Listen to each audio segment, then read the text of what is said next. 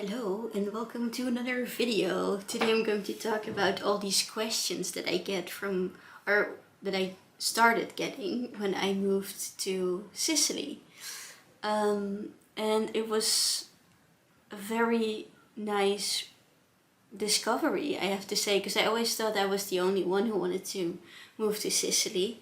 And then all of a sudden I discovered that so many people have this dream. It's incredible. And I got in contact with so many of you and really nice friendships came out of it, which was also a great bonus. So many of you have visited me here in Shaka, and it's so nice to be able to help a little, because it's quite scary sometimes to take this step.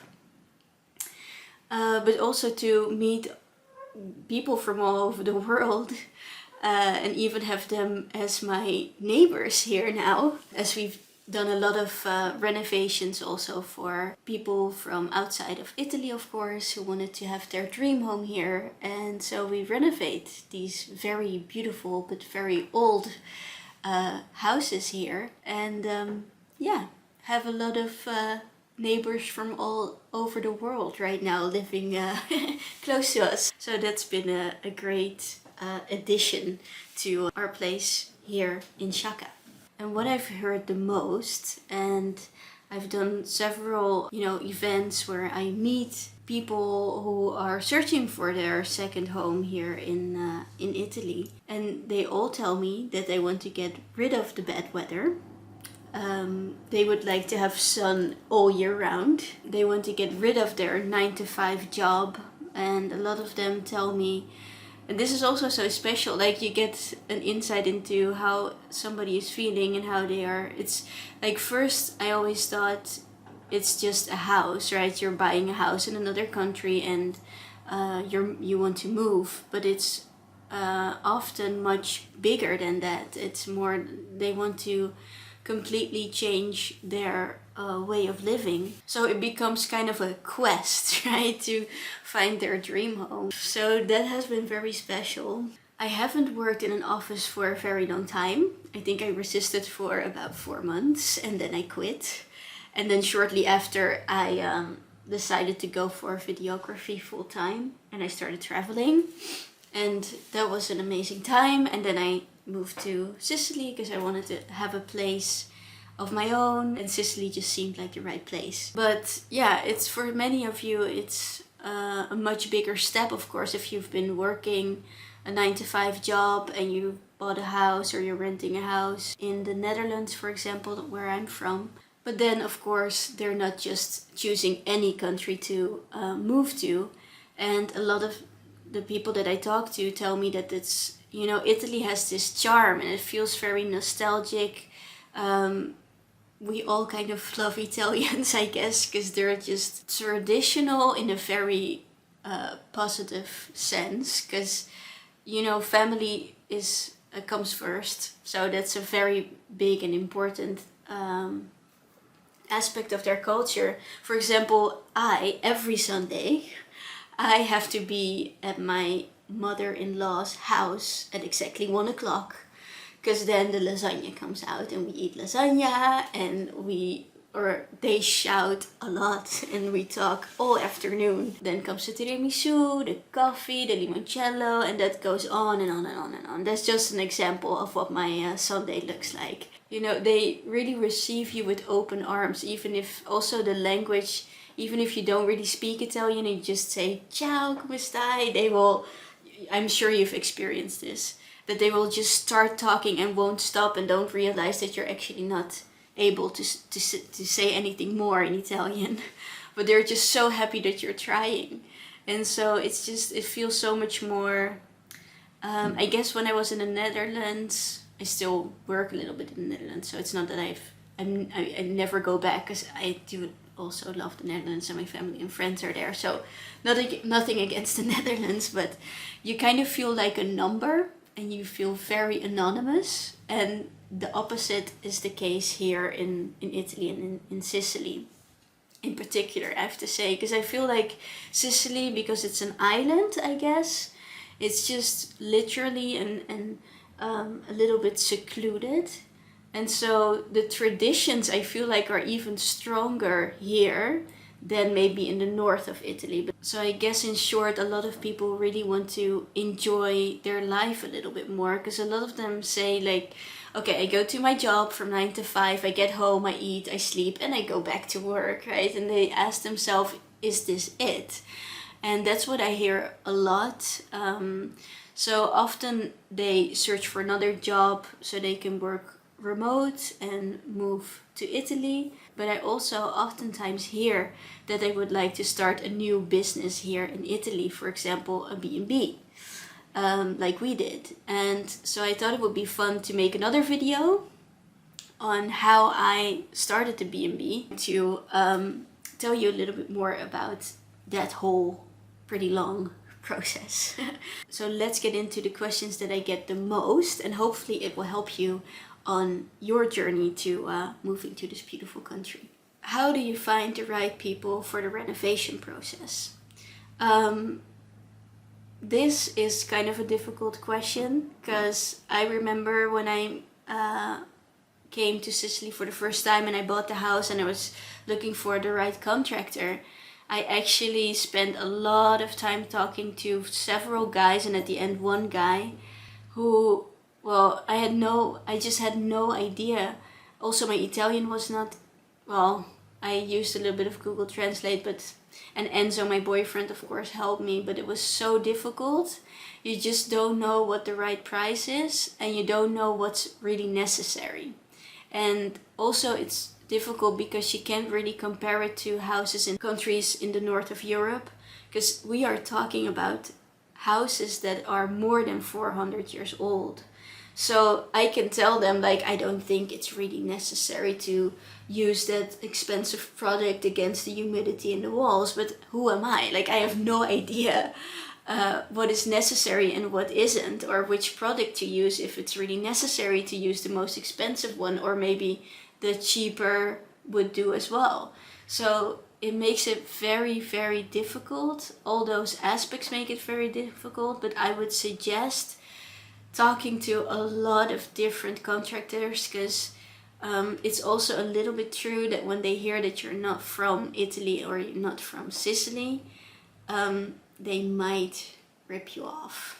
I have to say, it happened to me a couple of times. So yeah, just talk to a lot of different contractors just to get an idea of a general price range, because in the beginning you really have no idea. So talk to a lot of people, and then you'll find out if somebody is telling you the truth or just ripping you off. Now it sounds very negative, but yeah, talk to a lot of people. So a question that I get almost every day is, how much do homes cost in Italy? And I can't just give you one answer, because there's a very big difference between the north and the south. I'll be talking about this a lot, and it's something that I've discovered only when moving to Italy. And it's very important that you know that there's a very big difference between the north and the south. So in general, I would say a house that is maybe 100 square meters would cost you, which is not renovated, so you still have to renovate it, would cost you about 50,000 euros, which is for many people a very crazy price because it's so low. But then I'll get into to another question that I get a lot, like how much should I calculate for the renovation? And this of course totally depends on what you want to do with the home, but in general I would say you have to pay twice the price of the house itself. So for example, the house costs 50,000, then the renovation will cost you about 100,000. So in the end, 150. So for me it was kind of easy because I was very specific in what I wanted. So I really wanted to have a sea view. I wanted to be close to the beach. I wanted to have great weather almost all year round. I loved the feeling of being on an island. So it was quite easy to make the conclusion that Sicily would be my place. And so then I started driving around and seeing what really appealed to me. But then in the end, I guess the house kind of made me decide. So I saw this house with this beautiful sea view, and I just knew that was the house that would had to become my dream home. But again, if you don't really have those specific needs, then I would say really keep in mind, like I said, that there's a very big difference between the north and the south. Life and the houses are more expensive in the north than in the south of Italy. And then the weather is different. If you go to Milan, it's much more similar to Holland than if you go to the south. So that's of course quite obvious. But yeah, it depends on your budget, I guess. I would focus on what is my budget and what do I want. So look at the weather, look at culture, because moving to Sicily is a little bit like going back 50 years back in time. Whilst in the north is much more similar to what I am used to in Holland, for example. So all these things, also if you want to be close to an airport, or if you want to, like, there's no Wi-Fi here if I go to a bar, which was, for me, I feel a little bit stupid saying this, but it was kind of mind-blowing that there was just no Wi-Fi. So I set up my Wi-Fi here at home, for example, and I was looking and there was just nobody near me that had Wi-Fi. I was the only one in the whole, I hope not in the whole city, but at least in my neighborhood that had Wi-Fi. So think about all those things if that's important to you. Very important question. Can I rent out my home or start a bed and breakfast in Italy as somebody who's not Italian? And the answer is yes, you can. It's not always that easy, and also depends if you're in a, like, renting out, for example, in Rome or in the countryside in the east of Italy. It's a very big difference. But there are a lot of regulations from the Italian government, but it has nothing to do with if you're Italian or if you're Dutch. You just have to follow certain rules. So, for example, there's tourist tax. Also, if you're a professional bed and breakfast, or if you're just renting your home out on Airbnb, for example, makes also a big difference. So it doesn't have anything to do with where you're from. It's just that you have to know the rules here in Italy. But you can definitely start a bed and breakfast or just rent out your home if you're planning on staying some amount of time in Italy and maybe another couple of months outside of Italy. Can you borrow money from the bank here if you're not Italian? And the answer is yes as well. It works exactly the same as in your own country, I think. They just want to see if you have a steady income. The next question is, there is so much misleading info on the internet. Where do I find the facts and expertise to start? And this is a question that I get a lot and is also quite difficult, or I want to say I have the easy answer, but I don't. It's true. There's so much information, and it bothered me so much because it just makes you so scared, to take that first step. It made me very scared because I just thought, we're talking about a lot of money, and you want to make the right choice and you don't want to make any expensive mistakes. And if you look on the internet and it's just so vague, then it's quite hard to take that first step, because it would be such a shame if you just, you have all your savings and you make a really bad investment. Because it's the goal, of course, is to find a dream home and to relax and slow down and enjoy your life. So,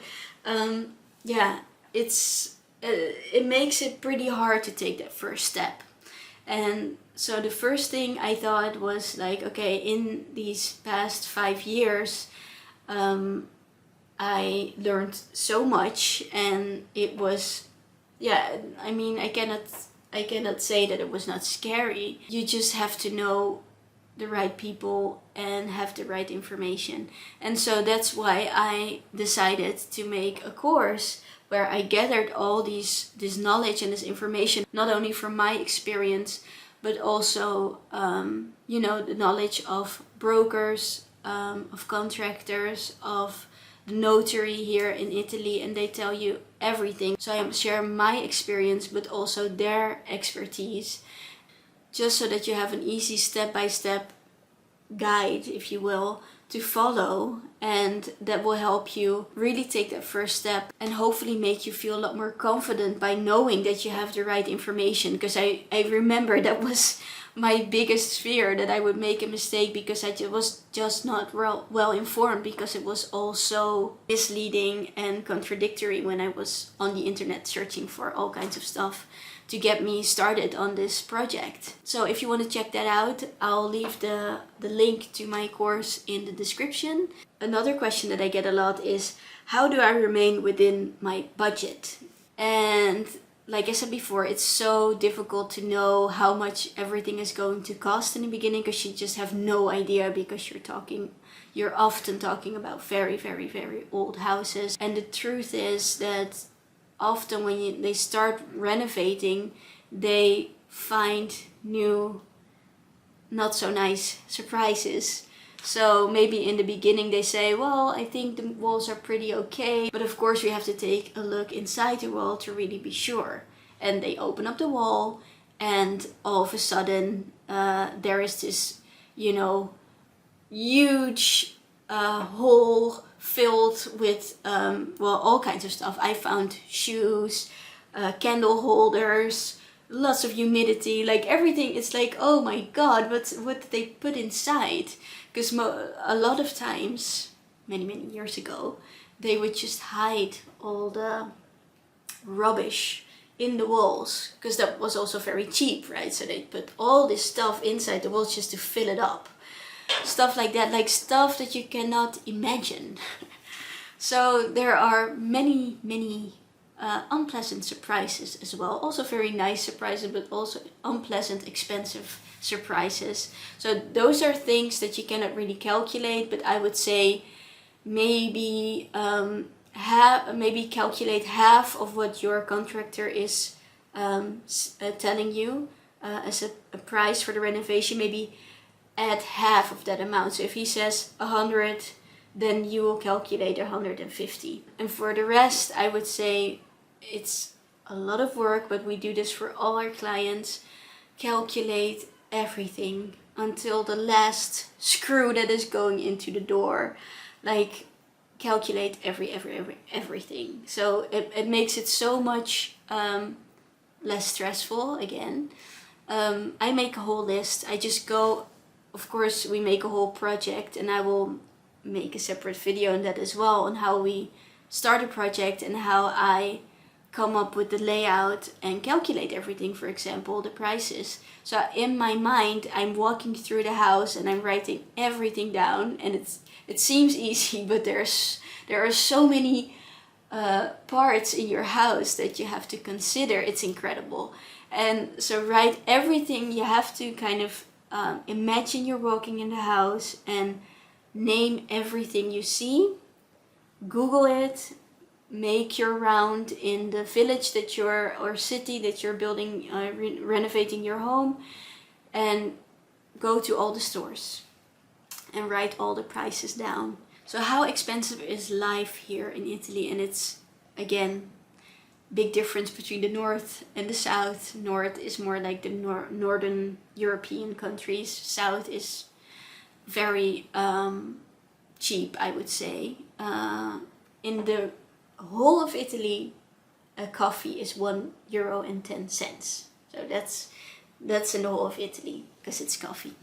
But if I'm going out for dinner here and I have a nice bottle of wine, we have a starter, a main, and a dessert, for example, and we're 2 people, I think I pay around 40 euros, so that's great.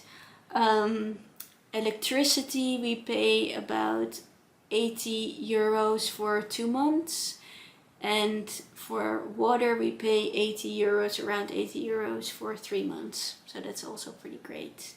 So life in the south of Italy is pretty cheap. And the last question that I get a lot, and that is, how I went from just dreaming about this, having a home here in Sicily or in Italy, to actually starting, taking that first step. And it's a little bit cliche, but I've realized something, and it's the way I kind of live my life, I guess. It's that every time I feel scared, I do it. And I started to see that every time I was doing something scary, it was something that was very important to me. And I knew I had to do it. And if you're scared of the idea of, maybe selling your house in the country that you're living in and moving to scary Italy and finding your dream home, it means it's very important to you and you should do it. So that's my advice.